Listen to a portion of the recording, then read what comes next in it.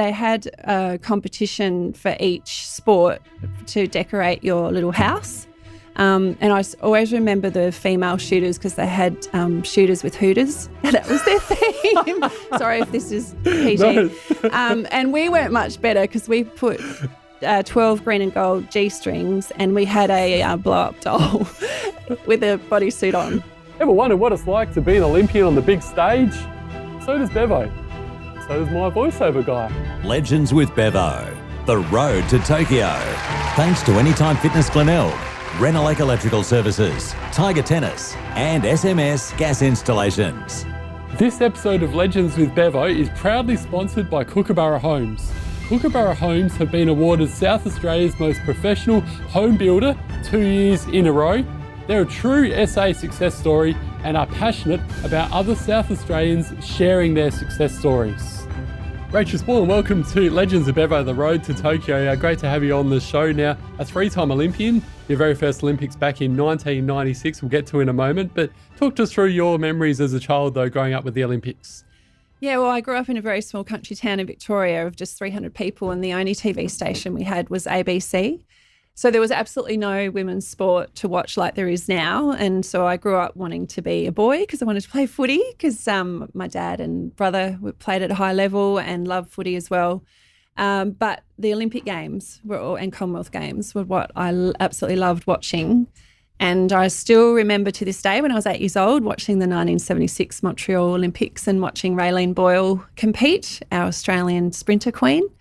And I remember feeling I was amazed that we had a female athlete from Australia competing in the Olympic final. I was just blown away that someone could get there and do that. And I could see that she was a fighter and so determined. And yeah, so it was from that point right then that I wanted to be an Olympian because I thought I could run really fast in the paddocks at home.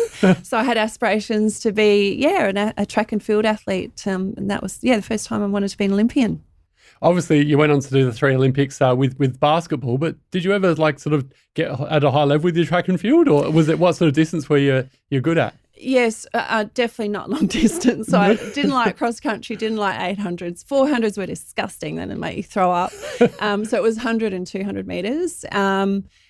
I actually competed in Victoria at Olympic Park in the Northern Zone high schools, but it wasn't in it wasn't in 100 metres or 200s. It was actually long jump, javelin, and high jump.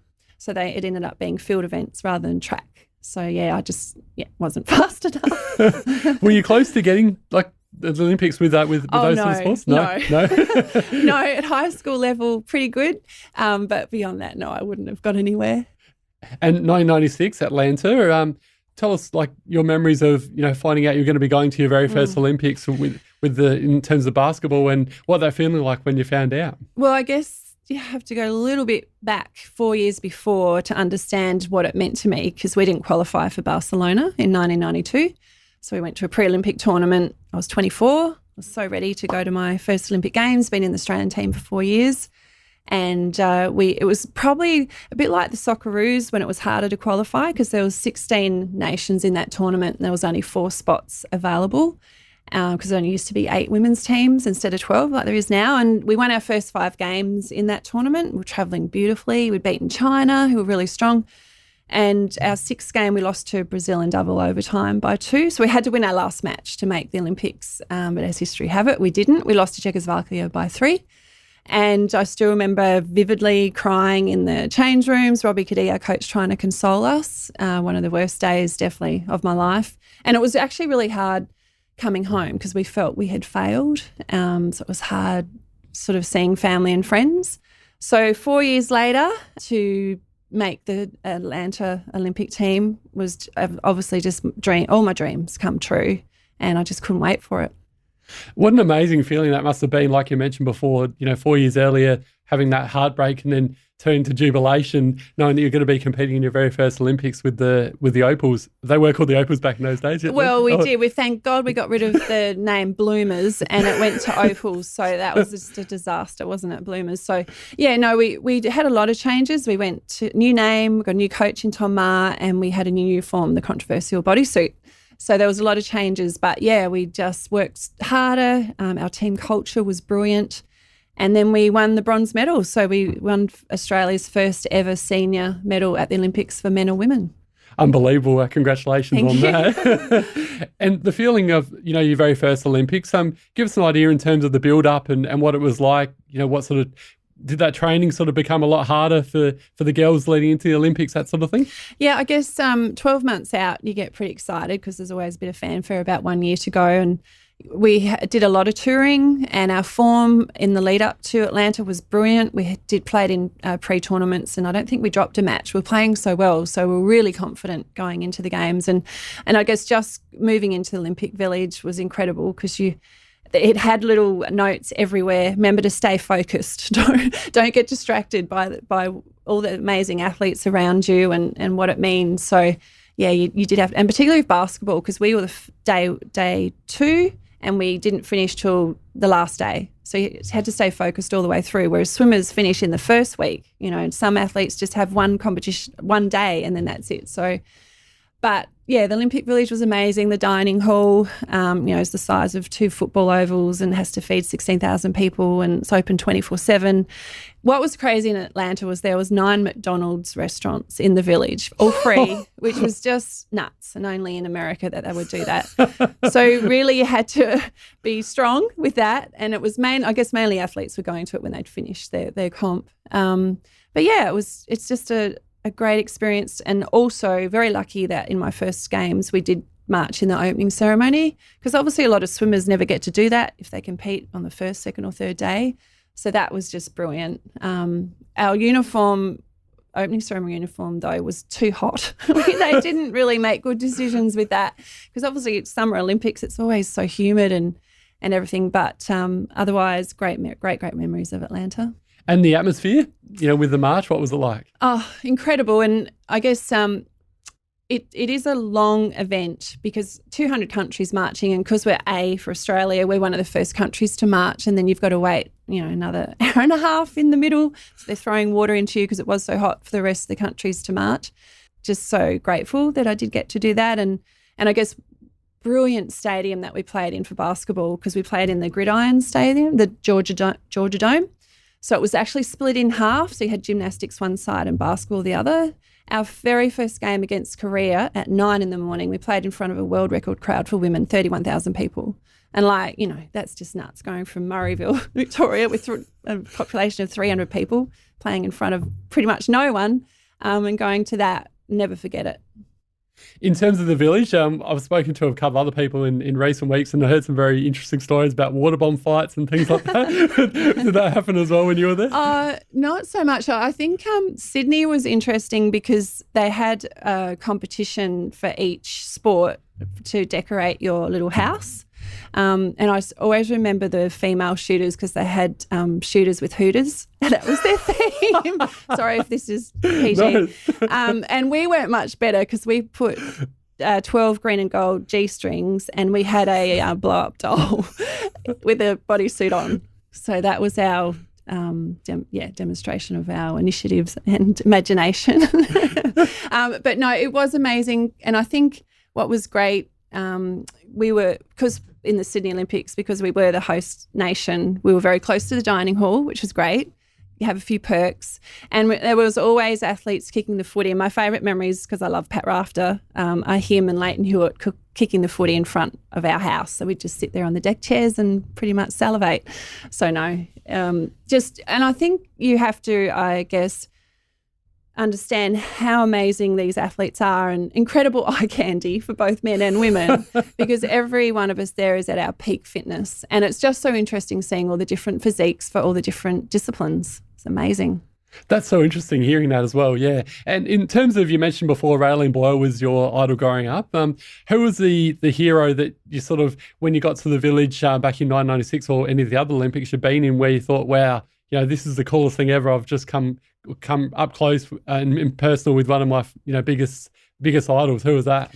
Well, it was mainly that I snuck in to watch Kieran Perkins swim the 1500 and see him win that. So for me, because it's actually hard to identify all of the other amazing track and field athletes because they don't have as high a profile as, say, the tennis players. So you're more likely to recognise a tennis player.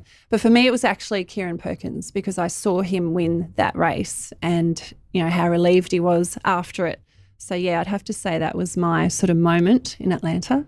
And advice for the Olympians, obviously Tokyo 2021, fingers crossed it all goes ahead all right. What advice do you have for new Olympians? Well, with this Olympics, it's going to be different, particularly first-time Olympians. It will be so different to what I experience, but you still have to just know that you've worked so hard and you deserve to be there and still enjoy every minute. And it is going to be hard because they won't probably be allowed to go and watch any other event. They're going to have to stay in a bubble. And that's going to be difficult times because at time you do need an outlet. You need to get out and maybe go shopping or just do something different just to, get away from the focus and the stress. But I don't know if they're going to have that opportunity or luxury to do that. So I think it's just focusing on their moment and making sure that, they do the best they can in the situation that's thrown at them. And do you think there's going to be crowds there as well? Or what's your feel? I know. Well, up to a month ago, it was saying Japanese crowd, but not allowed to cheer, and obviously with their masks on. But then when you consider the latest poll has said 83% of Japanese don't want the Olympics to go ahead, will they go anyway? And that's going to be really sad if they don't have crowds. But I guess, again, what's going on, just remember how many billions of people will be watching on TV and that all your family and friends at home will be cheering you on. So I think that's the mindset that athletes will have to have. And as we spoke before, with the 100 metres, maybe the fake crowd noise might have to be there just to get them up as well. But I think, look, mental toughness with athletes at this level is fine. And I'm sure that they're going through these scenarios, with their sports psychologists or counsellors anyway, that, look, this is probably what you're going to have to expect. And yourself personally, in terms of if it happened to you back in 1996 or the other Olympics 2004, how would have you dealt with it, the Olympics being postponed for 12 months? Look, it would have been hard for Athens because I retired straight after and I wanted to have another baby.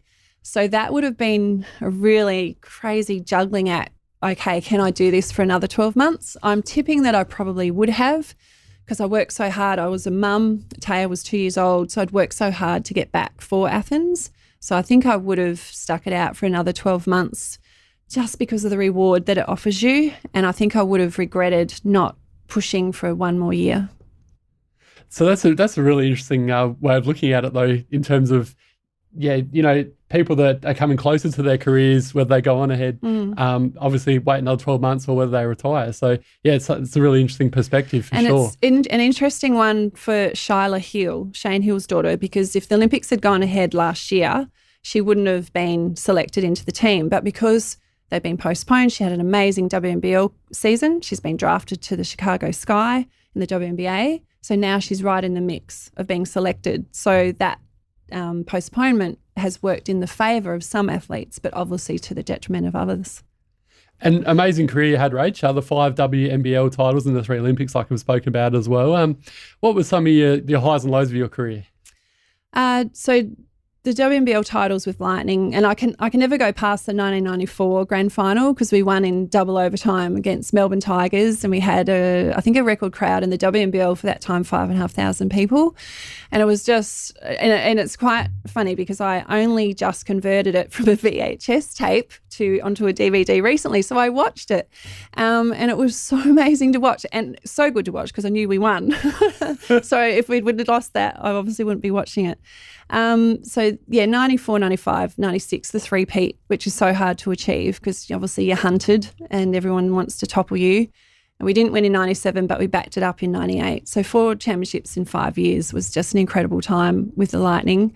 Definitely a low light was my knee reconstruction. I was playing in the WNBA in Detroit Shock. It was the second season. I think it was 18th game in. And, I just went up for a routine interception of a pass and came down, and the most incredible pain. I hadn't had a baby at that stage, so I didn't know what childbirth pain was like. But the pain, I just went in straight into a fetal position, and, 5 minutes later told me I'd done my ACL, worst 3 letters an athlete is told, and it was 13 months out from the Sydney Olympics, so not great timing.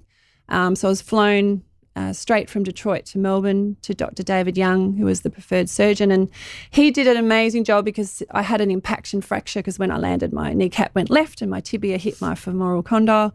So he said it was the worst he'd seen in 2,000 cases. So he was a genius and put me back together because it could have ended my career. And I would have been a very bitter athlete because I still had 2 Olympics after that. So thank God, with amazing support from surgeon and physios and the medical staff, I was back and selected into the team, 10 months later. And how do you go with that now? I'm always interested, down the track, how athletes post-career go once they've had an ACL. Do you still have pain and stuff? I'm so lucky. I don't know how. I'm sure it's going to come. I'm sure the arthritis is going to come, but I'm stronger on my right leg than my left. I can hop better on that leg. I have no pain. So lucky. And hopefully, touch wood, it won't be too bad down the track. And overall, my body's pretty good. I just have niggly things because I injured my groin in my last game in Athens and I didn't rehab it. So that comes back to haunt me because I retired. I didn't rehab it. And my rotator cuff, my right shoulder started to not be so good my last couple of years. But again, it's manageable.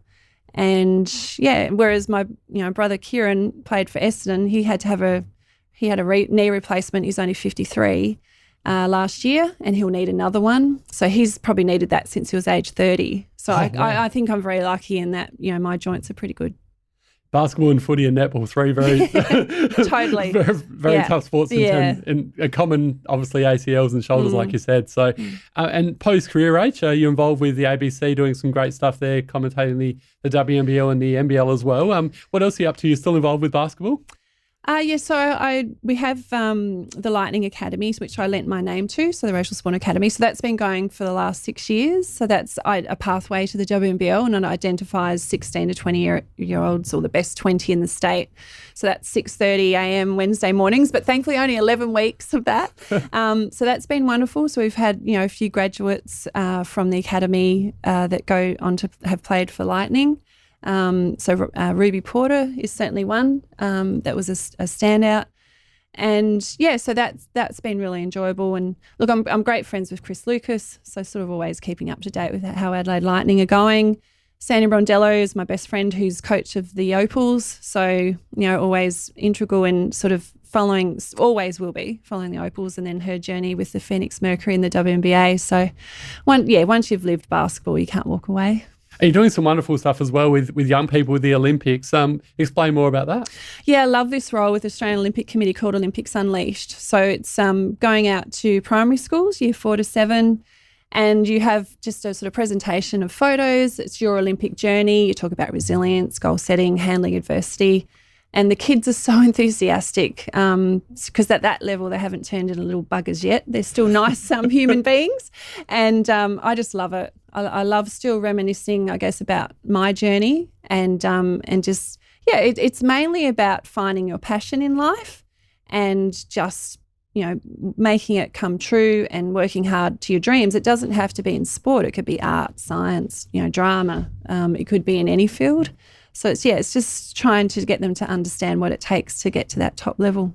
So if anyone out there listening or watching today wants to get involved with the Rachael Sporn Academy or also the program of the Olympics, give yourself a plug. How do we find you? Well, I guess with the academy, it's invitation.